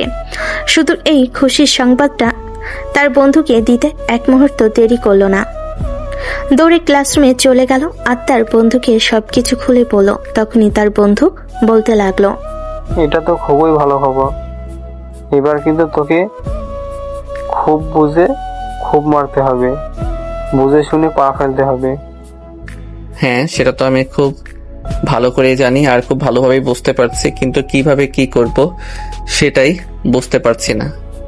ফ্যামিলি এডিটিং এর ব্যবস্থা কর, সবাই মিলে কোথাও ঘুরতে যাওয়া, সেখানে গিয়ে তুই ইচ্ছাকৃত কোনো একটা অ্যাক্সিডেন্ট ঘটাতে পারবি আর নিজের উপর একটু রিস্ক নিতে পারবি, তাহলে দেখবি তোর কাজটা সহজ হয়ে যাবে। মানে তুই কি বলছিস? আমি তোর কথার আগাগোড়া কিছুই বুঝতে পারছি না। প্লিজ তুই আমাকে একটু খুলে বল। তাহলে শোন, আমি তোকে যা বলছি তুই আমার কথা মতো চল। এই বলে রাজ আকাশকে বলতে থাকে দূরে কোথাও ফ্যামিলি আউটিং এ যাওয়ার জন্য, আর যেখানে গিয়ে ইচ্ছাকৃতভাবে একটা অ্যাক্সিডেন্ট ঘটিয়ে সেটাকে নিজের হাতে বানিয়ে নেওয়া, যেখানে আকাশকে হতে হবে বেশ কিছুদিনের জন্য অসুস্থ বা নিজের মোটামুটি একটা ক্ষতি করতে হবে, যাতে ফ্যামিলি মানুষজন সবাই আকাশকে সুস্থ করা এবং বাঁচিয়ে তোলার জন্য আপ্রাণ চেষ্টা করতে থাকে। আর আকাশ যেন সেই সুযোগটাকেই কাজে লাগায় আর কখনোই যেন নীলাকে সে তার জীবনে চেয়ে নেয়। এই কথা শুনে আকাশ বলতে থাকে, তার জন্য একটু চিন্তা ভাবনা করতে হবে, কারণ হুট করে কোথাও চলে যাওয়া যায় না। কোথাও গেলে আমি আমার প্ল্যানটা ঠিকঠাকভাবে সাকসেস করতে পারবো, সেটাই আগে আমাকে চিন্তা করতে হবে আর তারপর বাসা থেকে বের হতে হবে। এই বলে সেদিনের মতো বন্ধুদের কাছ থেকে বিদায় নিয়ে বাসায় চলে আসে। সেই দিন সারা রাত আকাশ চিন্তা করলো কিভাবে কি করা যায়। পরের দিন সকালবেলা যখন সবাই মিলে একসাথে নাস্তার টেবিলে বসলো, তখনই আকাশ তার খালামণিকে উদ্দেশ্য করে বলতে লাগলো, খালামণি, অনেকদিন হলো কোথাও ঘুরতে যাওয়া হয় না, চলো এবার একটু কোথাও থেকে ঘুরে আসি। হ্যাঁ, এটা তো একদম ঠিক বলেছিস। অনেকদিন বাসায় আসছি, কোথাও ঘুরতে যাওয়া হয় না। আচ্ছা নীলার আব্বু, বলো তো কোথায় যাওয়া যায়? অন্য কোথাও তো আপাতত যেতে ইচ্ছে করছে না। একটা কাজ করা যায়, চলো আমরা আকাশের গ্রামের বাড়ি থেকে ঘুরে আসি। সেখানে আকাশের দাদা দাদু আর চাচা ফুফুরা থাকে। আকাশ যেন মনে মনে এমন কিছুর জন্য একটা অপেক্ষা করছিল, কারণ তার পরিচিত জায়গা গেলে কিছু একটা করতে তার জন্য সুবিধা হবে। তাই সে তখনই নীলার আব্বুকে বলতে লাগলো, হ্যাঁ খালামণি, খালু একদম ঠিক কথাই বলেছে। আমরা না হয় গ্রামের বাড়ি থেকেই ঘুরে আসি। অনেকদিন গ্রামে যাওয়া হয় না, সবারই খুব ভালো লাগবে সেখানে সময় কাটালে। আমি কিন্তু তোমাদের সঙ্গে কোথাও যাচ্ছি না। আমাকে প্লিজ এইসবের মধ্যে জড়িও না, আমার এসব ভালো লাগে না। এভাবে বলে না মা, আমাদের জন্ম আর বেড়ে ওঠা দুটোই এই গ্রামে। আমরা গ্রামের মানুষ, মাটির মানুষ। গ্রাম আমাদের বারবার তার কাছে টানি। আমরা আগামী সপ্তাহে এই গ্রামে যাচ্ছি, সবাই তৈরি হয়ে থেকো, আর যার যা কিছু লাগবে কেনাকাটা করে নিও। এই বলে নাস্তার টেবিল ছেড়ে উঠে যান নীলার আব্বু। নীলা যদিও তার আব্বুকে কোনো কিছু বলার চেষ্টা করছিল, কিন্তু তিনি চলে যাওয়াতে নীলার সেটা পারল না। এরপর দেখতে দেখতে প্রায় সপ্তাহ চলে গেল। সেদিন বিকেলবেলা নীলা আর আকাশ দুজনে ভার্সিটি থেকে আসছে। এইদিকে নীলার আম্মু দুজনকে উদ্দেশ্য করে বলতে লাগলো, শোনো, আমরা আগামীকালকে এই গ্রামের উদ্দেশ্যে রওনা দিচ্ছি। দুজনেই নিজেদের জিনিসপত্র গুছিয়ে নাও। দুজন বলতে তুমি কাকে বোঝাতে চাইছো? আমি তো তোমাদেরকে আগেই বলে দিয়েছি আমি গ্রামে যাব না। গ্রাম আমার একদম ভালো লাগে না, কিন্তু তারপরও কেন তোমরা আমাকে জোর করতে চাইছো? তখনই পাশ থেকে আকাশ নীলাকে উদ্দেশ্য করে বলতে থাকে, আপু, আমি জানি তোমার উপর দিয়ে অনেক স্ট্রেস যাচ্ছে, এই জন্যই তো বলছি আমরা গ্রাম থেকে ঘুরে আসি। গ্রামে গেলে তোমারও ভালো লাগবে আর আমাদেরও। কথাটা শুনে নীলা আর কিছু বলতে চাইলেও মুহূর্তের মধ্যেই থেমে গেল, কারণ সে খুব ভালোভাবে বুঝতে পারলো আকাশ তার জন্য এসব কিছু করেছে। এখন যদি সে উল্টে যায় তাহলে হয়তো এখানে খারাপ কিছু হয়ে যেতে পারে, তাই বরঞ্চ তার কথা মেনে নেওয়াই বুদ্ধিমানের কাজ। তাই নীলা আর কোনো কথা বলল না, সবার সঙ্গে তৈরি হয়ে নিল। আর পরের দিন সকালবেলা সবাই গ্রামের উদ্দেশ্যে রওনা দিল। সেখানে এসে পৌঁছাতে প্রায় বিকেল হয়ে আসলো। তারা বাড়িতে আসে মাত্রই বাড়ির সব আত্মীয় স্বজন তাদেরকে সাদর সম্ভাষণ জানিয়ে ভিতরে নিয়ে গেল। আকাশের ছোট্ট একটা চাচাতো বোন দৌড়ে আসে। সে আকাশে কোলে উঠতে উঠতে তাকে বলতে লাগলো, ভাইয়া, ওইটা কি আমাদের ভাবি হয়? না রে বোন, ওইটা অন্য ডালের পাখি। আমারও খাঁচায় আমি অন্য পাখি নিয়ে আসবো, চিন্তা করিস না।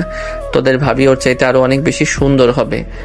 ভাইয়া, আমাদের এই ভাবিটাও কিন্তু যথেষ্ট সুন্দর আছে। তুমি চাইলে ভাবিটাকে আমাদের করে রেখে দিতে পারো। আমার কিন্তু খুব পছন্দ হয়েছে। না রে বোন, সেটা করে কোনো লাভ হবে না। সে আমার চাইতে বয়সে বড়, তাকে ভালোবাসলেও সে আমাকে ভালোবাসে না, তাই এই সম্পর্কের কোনো ভবিষ্যৎ নেই। তাহলে আর কি বলবো ভাইয়া, তোমার ব্যাড লাক। এমন সুন্দরী একটা মেয়েকে তুমি আমাদের ভাবি বানাতে পারলে না, ভাবতেই আফসোস লাগছে। তখনই পাশ থেকে নীলা আকাশকে উদ্দেশ্য করে বলতে লাগলো, আকাশ, এখন কিন্তু একটু বেশি হয়ে যাচ্ছে। এইটুকু ছোট বাচ্চাকে তুই এসব কি বলছিস? তোর লজ্জা করে না? আরে ভাবি শোনো, আমাকে দেখতে পিচ্চি লাগতে পারে, কিন্তু আমি কিন্তু অতটাও পিচ্চি নই যতটা তুমি ভাবছো। আমি কিন্তু মোটামুটি সব বুঝি। এইটুকুন একটা পিচ্চি মেয়ে, বয়স 6 থেকে 7 বছর হবে, আর এতেই এত পাকা পাকা কথা বলছি। এটা দেখে অবাক হয়ে যায় নীলা। আর তারপর এই পিচ্চিটাকে উদ্দেশ্য করে বলতে থাকে, আসলে কি জানো, ব্যবহারে বংশের পরিচয়। মানুষকে চেনার জন্য তার ব্যবহারে যথেষ্ট। কথাটা বলেই মুহূর্তের মধ্যেই সেখান থেকে চলে যায় নীলা। আর আকাশ মাথায় হাত দিয়ে ভাবতে থাকে নীলা আসলে কি বোঝাতে চাইল। অনেকক্ষণ চিন্তা করার পরও সে কোনো কিছুই খুঁজে পেল না। যাই হোক, এসব ব্যাপারে চিন্তা করেও কোনো লাভ নেই। যে চাইবা যা বলার বলুক, সময় হলে বোঝা যাবে।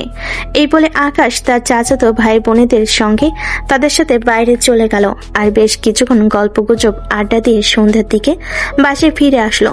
সবাই মিলে বসার ঘরে আড্ডা দিচ্ছিল। তখনই আকাশ সেখানে এসে উপস্থিত হয়। তার ছোট কাকি তাকে বলতে থাকে,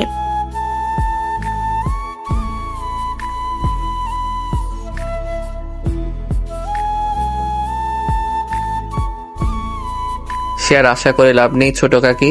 তোমাদের ছেলের কপালে এমন বউ জোটার আশা করো না।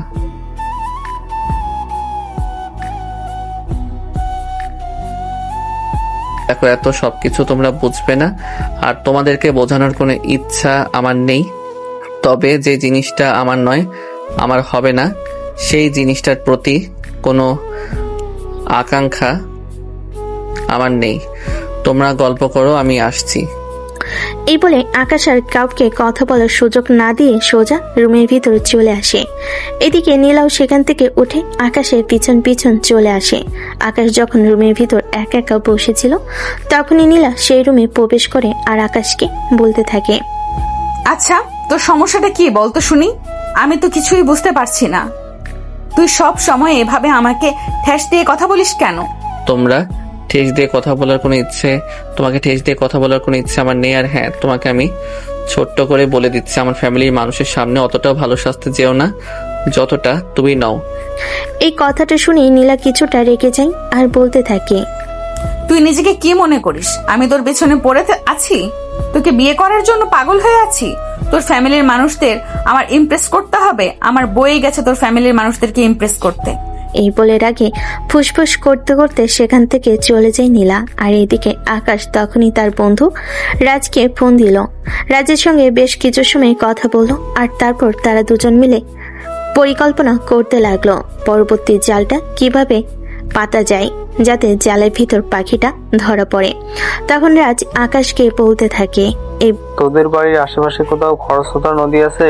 হ্যাঁ, আমাদের গ্রামের পাশেই একটা খরস্রোতা নদী আছে, যেটা সারা বছর বয়ে চলে। তাছাড়া এখন তো বর্ষার সিজন, এখন নদীতে পানি টইটম্বুর। শোন, আমি তোকে কিছু কথা বলি। তুই আমার সেই কথা অনুযায়ী কাজ কর।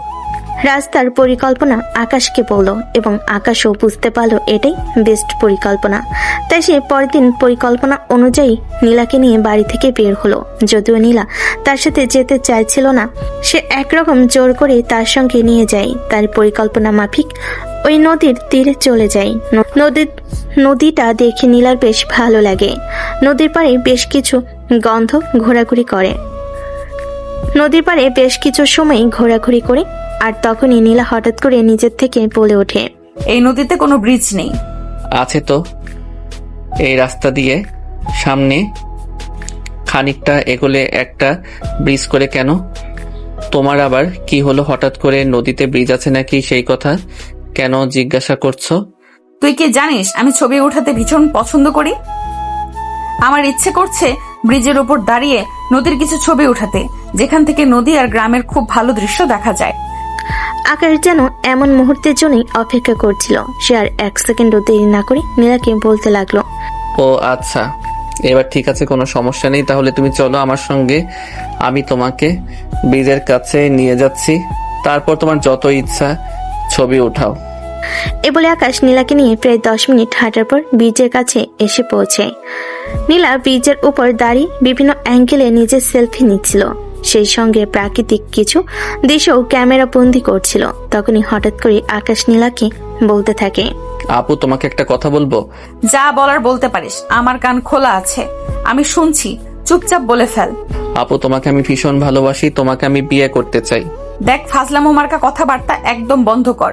তুই খুব ভালো করেই জানিস আমি কিসের মধ্যে দিয়ে যাচ্ছি, তাই দয়া করে এসব ফালতু কথা আমার সামনে বলিস না। আপু আমি সত্যি কথা বলছি, তোমাকে আমি ভীষণ ভালোবাসি। হ্যাঁ, তোকেও আমি ভীষণ ভালোবাসি, কিন্তু শুধুমাত্র আপন ছোট ভাই হিসাবে। আরে আপু তুমি আমাকে আপন ভাই কেন বলছো? আমাদের তো মা আলাদা, তুমি আমার খালাতো বোন, তুমি তো আমার আপন বোন নও। তাছাড়া তোমার বাবা আর আমার বাবার মধ্যে রক্তের কোনো সম্পর্ক নেই। দেখ ফাজলামো মার্কা কথা বলা বন্ধ কর, শুধু তোর জন্যই এখানে এসেছি, নয়তো আসতাম না। তাছাড়া তুই খুব ভালোভাবেই জানিস কয়েকদিন হলো আমার বয়ফ্রেন্ডের সঙ্গে আমার ব্রেকআপ হয়েছে। এমনিতেই মন মানসিকতা ভালো নেই, তুই আমাকে রাগাস না। তোমায় কেন আমি রাগাতে যাব বলো শুনি? ভালোবাসি তো তোমায়, ভীষণ ভালোবাসি তোমাকে, আমি আমার বউ করে পেতে চাই, আর এই জন্যই তো এত কিছু করলাম। কথাটা শুনে কিছুক্ষণের জন্য থমকে যায় নীলা। সবকিছু করলাম মানে বুঝতে পারছে না নীলা, তাই নীলা আকাশকে বলে, এত কিছু করলি মানে তুই কি বলতে চাইছিস? আমি কিছুই বুঝতে পারলাম না। দেখো তুমি সবকিছু জেনেও যদি না জানার ভান করো তাহলে তো কিছুই করার নেই। আমি ইচ্ছা করে তোমার বয়ফ্রেন্ডের সঙ্গে তোমাকে ব্রেকআপ করিয়েছি, কারণ আমি তোমাকে ভালোবাসি। আমার পর দ্বিতীয় কোনো পুরুষ তোমার জীবনে আসুক, এটা আমি চাই না। আমি এটা বিশ্বাস করি না, ওর মেন্টালিটি খারাপ, তাই আমি ওকে ছেড়ে দিয়েছি। কিন্তু তার মানে এই নয় যে আমি তোর মতো একটা ছেলেকে বিয়ে করব আর নিজের জীবনটাকে বরবাদ করে দেব। তোমার জীবন বরবাদ হবে না, আমি তোমায় ভীষণ ভালোবাসি আর তোমাকে ভীষণ ভালো রাখবো। তুমি আমার উপর একটু ভরসা রাখো, আমি কখনোই তোমাকে কোনো কষ্ট দিব না। ফালতু বকা বন্ধ কর আর বাড়িতে চল, সন্ধ্যা হয়ে আসছে। এমনিতেই গ্রাম এলাকা একটু পরেই অন্ধকার হয়ে যাবে। বাড়িতে তো পরে যাব, তার আগে তুমি আমাকে বলো তুমি আমায় ভালোবাসবে কিনা, আমাকে বিয়ে করবে কিনা। দেখ আকাশ, আমি এখনো সম্পূর্ণ সুস্থ আছি, আমার মাথা খারাপ হয়ে যায়নি যে আমি তোর মতো পাগলামি করতে যাব। বিলিভ মি, আমি কোনো পাগলামি করছি না, যা সত্য তাই বলছি। আমি তোমাকে ভালোবাসি আর তোমাকে বিয়ে করতে চাই, তোমাকে নিয়ে আমি আমার বাকি জীবনটা পার করতে চাই। দেখ এখন কিন্তু সত্যি বলছি, আমার মেজাজ খারাপ হচ্ছে। কানের নিচে এমন দুইটা দিব যে জীবনে এসব ফালতু বকা বন্ধ করে দিবি, আর কখনো এসব ফালতু কথা বলবি না। ঠিক আছে, তুমি আমার কথা বিশ্বাস করবে না তাই তো? তবে আমি তোমায় একটা কথা বলে দিচ্ছি, তোমাকে যদি আমি না পাই তাহলে আমার এই জীবনে আমি রাখবো না। সবকিছু কি ফাজলামি পেয়েছিস? চুপচাপ এখান থেকে চল। যাব না, আমি যতক্ষণ পর্যন্ত তোমার মুখ থেকে ভালোবাসার কথা না শুনবো, তুমি যদি আমাকে ভালো না বাসো তাহলে আমি আমার এই জীবন রাখবো না, আমি আত্মহত্যা করব। অনেক ফাজলাম হয়েছে, বললাম তো চুপচাপ বাড়িতে চল। ঠিক আছে, তুমি যখন আমার কথা বিশ্বাস করবে না তখন আমি মরে গিয়েই প্রমাণ করে দেব তোমাকে আমি কতটা ভালোবাসি। এই বলে আকাশ ব্রিজের রেলিং এর উপর উঠে দাঁড়ালো। নীলা তখন মনে মনে ভাবছিল এগুলো শুধুই খেয়ালি, তাই সেই মোবাইলটা হাতে নিয়ে আবারও ছবি ওঠানোতে ব্যস্ত হয়ে পড়লো। আর ঠিক তখনই হুট করে নীলা টের পায় পাশ থেকে কিছু একটা টুপ করে পানিতে পড়ে গেছে। নীলা কিছু বুঝে ওঠার আগে পিছন দিকে তাকিয়ে দেখে আকাশ কোথাও নেই। মুহূর্তের মধ্যেই দু চোখ অন্ধকার হয়ে আসলো নীলার। তবে কি আকাশ পানিতে পড়ে গেছে? নীলা চারপাশে তাকিয়ে দেখে আশেপাশে কেউ নেই। এই তো একটু আগে আকাশ এখানে ছিল। তখনই নীলা নিচের দিকে তাকায়, দেখতে পায় আকাশ পানিতে ডুবে যাচ্ছে, বাঁচার জন্য আপ্রাণ চেষ্টা করছে। নীলা চিৎকার দিয়ে ওঠে আকাশকে বাঁচানোর জন্য। চারপাশ থেকে মানুষকে ডাকতে থাকে কেউ এসে তাকে সাহায্য করার জন্য। প্লিজ হেল্প, কে কোথায় আছেন? একটু এদিকে আসেন, আমার ভাই পানিতে পড়ে গেছে, তাকে একটু বাঁচান প্লিজ, আপনারা এইদিকে আসুন। নীলার চিৎকার শুনে গায়ের মানুষ এগিয়ে আসে, কিন্তু তখন আর আকাশকে সেখানে দেখা যায় না। নীলার ভয়ে আত্মা উড়ে যাওয়ার মতো অবস্থায় আছে, বুঝতে পারছে না আকাশ কোথায় তলিয়ে গেছে। তবে কি পানিতে ডুবে মারা গেছে? নীলা তখন অনেক কান্না করতে থাকে আর গ্রামবাসী সবাইকে বলতে থাকে, প্লিজ আপনারা কিছু করুন, আমার ভাইটা পানিতে ডুবে গেছে, আপনারা প্লিজ আমার ভাইটাকে একটু বাঁচিয়ে দিন। গ্রামবাসীরা তখন সবাই নীলাকে সান্ত্বনা দিয়ে আকাশকে খোঁজার চেষ্টা করে। অনেকেই পানিতে নেমে যায়, কিন্তু আকাশকে কোথাও খুঁজে পায় না। প্রায় 1 ঘন্টা ধরে সবাই মিলে খোঁজাখুঁজি করে, কিন্তু আকাশে কোনো খোঁজ মেলে না। এদিকে নীলা কান্না করে একদম গাল ফুলিয়ে ফেলেছে। এখন সে বাড়িতে কি বলবে? তার জন্য আকাশ আত্মহত্যা করেছে, এটা তো সে কোনোভাবেই মেনে নিতে পারবে না। এদিকে সন্ধ্যা ঘনিয়ে অন্ধকার হতে চলো, লোকেরা চলে যাওয়ার জন্য তাগাদা দিচ্ছিল। সবাই নীলাকে বলছিল বাড়িতে চলে যাওয়ার জন্য, আর বাড়ি থেকে লোক নিয়ে এসে তারপর ডুবুরি দিয়ে খুঁজে দেখার জন্য। নীলা তখন সবাইকে বলতে লাগলো, আপনারা প্লিজ কিছু একটা করুন না, দেখুন না কোনোভাবে আমার বাইককে খুঁজে পাওয়া যায় কিনা। প্লিজ আপনারা সবাই আমাকে একটু সাহায্য করুন, তা না হলে বাড়িতে আমি মুখ দেখাতে পারবো না। সবাই আমাকে ভুল বুঝবে, সবাই ভাববে আমার জন্য আমার ভাই পানিতে ডুবে মারা গেছে।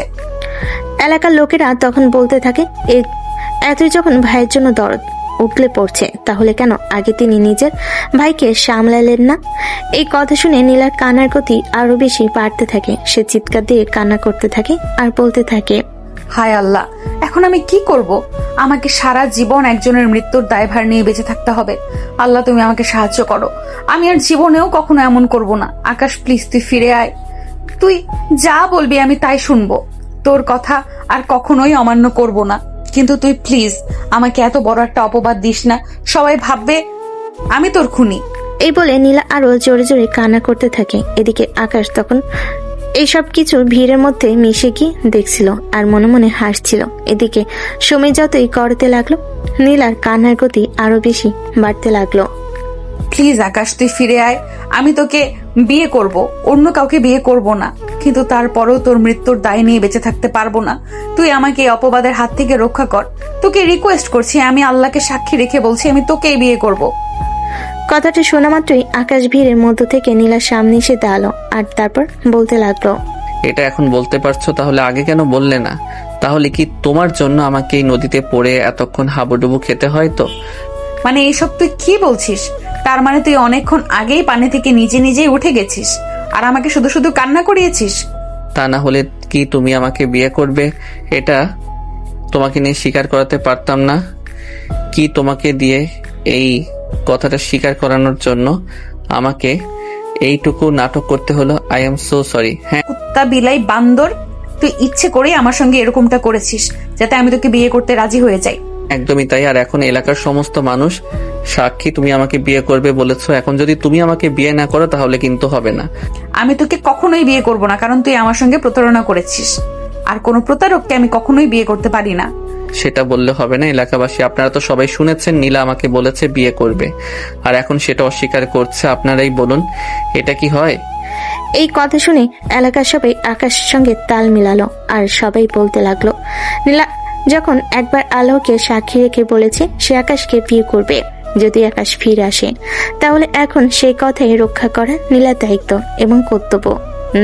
তা না হলে পরকালে আল্লাহর কাছে এটার জন্য কঠিন জবাবদিহিতা করতে হবে নীলাকে। তখনই আকাশ বলতে থাকে, এবার তো তুমি শুনতে পেয়েছো। এলাকার মানুষ কি বলেছে, এখন তোমাকে বাধ্য হয়েই আমাকে বিয়ে করতে হবে। যাই হোক, আপনারা সবাই চলে যান। সময় হলে যদি নীলে আমাকে বিয়ে করতে রাজি না হয়, তাহলে আমি আপনাদেরকে আপনাদের বাড়িতে ডাকবো, সবাই চলে আসবেন। বলতেই এলাকার লোকজন সবাই সেখান থেকে চলে গেল। আর এদিকে সন্ধ্যার পর আকাশ নীলাকে নিয়ে বাড়িতে চলে আসে। আকাশের কাপড় চোপড় ভেজা দেখে বাড়ির সবাই আকাশকে প্রশ্ন করতে থাকে কি হয়েছিল। আকাশ তখন সবাইকে সবকিছু খুলে বলে। আকাশের এমন কর্মকাণ্ডে বাড়ির সবাই অবাক হয়ে গেল, কেউ বিশ্বাসই করতে পারছিল না আকাশ এমন কিছু করতে পারে।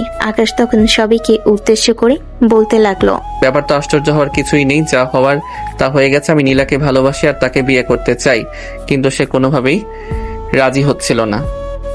আমাকে এইটুকু নাটক করতে হয়েছে। তবে হ্যাঁ, একটা কথা আমি তোমাদের সবাইকে স্পষ্টভাবে জানিয়ে দিয়েছি, তোমরা যদি এখন আমাদের এই সম্পর্ক মেনে নাও, তাহলে আমি সত্যি সত্যি আত্মহত্যা করব।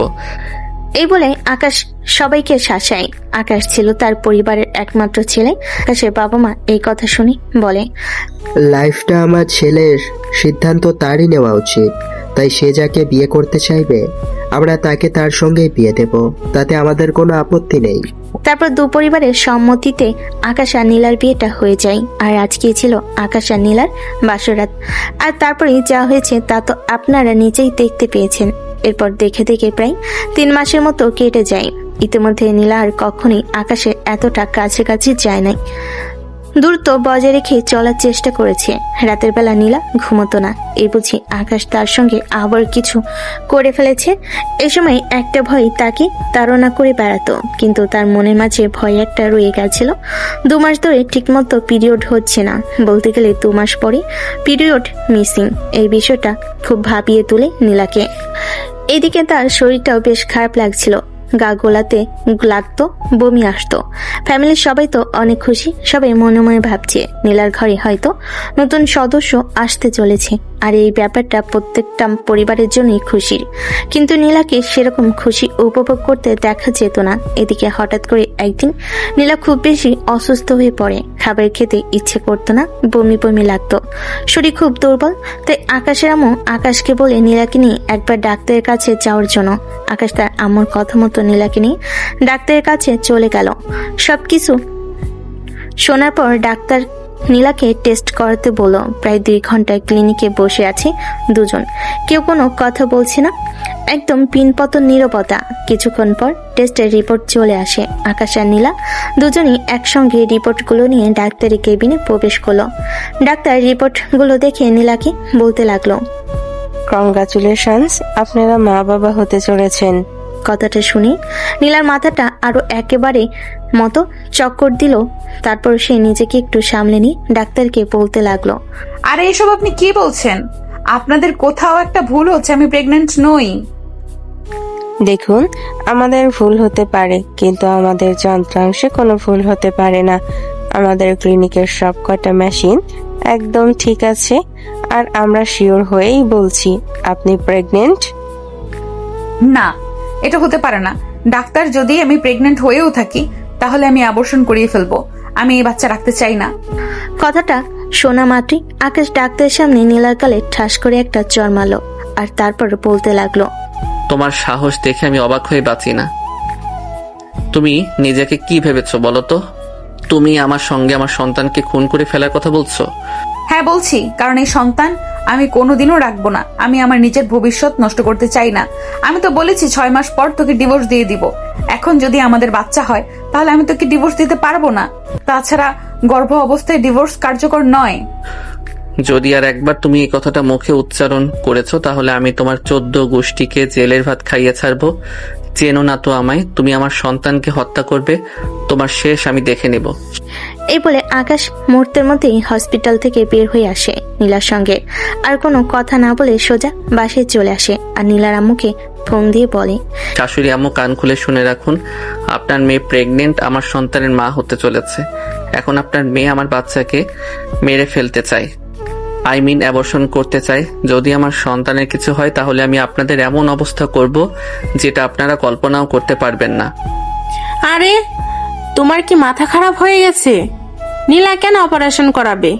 আমি ওর সঙ্গে কথা বলছি, তুমি কোনো চিন্তা করো না, কিচ্ছু হবে না। এই বলে নীলার আম্মু ফোনটা কেটে দেয়। আর এদিকে নীলা হসপিটাল থেকে বের হয়ে আকাশকে কোথাও দেখতে না পেয়ে সোজা তাদের পাশেই চলে যায়। সেখানে গিয়েও নীলার কোনো ফায়দা হলো না।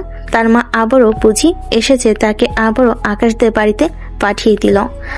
মায়ের কথা নীলা মেনে নিতে বাধ্য হলো, কারণ তার মা তাকে স্পষ্ট জানিয়ে দিয়েছে যদি এই বাচ্চাকে সে না মানে তাহলে তার বাবা মাকে স্বীকৃতি দিতে অস্বীকার করবে এবং সমস্ত সম্পত্তি সব আকাশের নামে লিখে দিবে, সবকিছু থেকে নীলাকে বঞ্চিত করবে। তা নীলা বাধ্য হয়ে আকাশদের বাড়িতে ফিরে আসে। তবে নীলা ফিরে আসার পর আকাশ নীলার সঙ্গে আর কোনো কথা বলে না, চুপচাপ সবসময় নিজের মতো করে থাকে। এই বিষয়টা ইদানিং নীলাকে খুব বেশি কষ্ট দেয়। একই রুমে একই বাড়িতে সারাদিন একই সাথে থাকতে, কিন্তু কেউ কারোর সাথে কোনো কথা বলে না। নীলা এই একাকিত্ব আর মেনে নিতে পারছে না। তাই আজ রাতে যখন আকাশ রুমে আসলো, তখন নীলা আকাশের সামনে গিয়ে দাঁড়ালো। আকাশের হাত দুটো ধরে বলতে লাগলো, কেন করছো তুমি আমার সঙ্গে এরকম?